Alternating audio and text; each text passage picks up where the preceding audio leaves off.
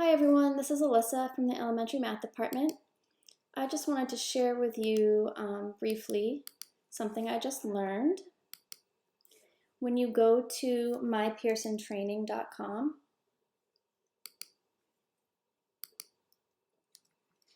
you will want to create an account real quick. You can make up a username and password. It does not need to be associated with school. And then you're going to click the purple bar in the middle that says COVID-19. And these are resources specific to remote learning. So I haven't explored everything yet, but right here under Pearson Realize, where it says Have Questions, this is going to allow you to do some on-demand training specific to Pearson Realize. This first one does require you to log in to chat with a specialist. The other workshop dates and times are listed below. The webinar is the same for each day, so you wouldn't need to sign up for more than one day.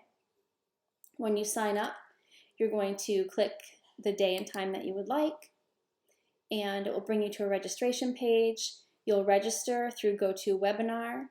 GoToWebinar will send you an email to remind you of the day and time that you signed up for.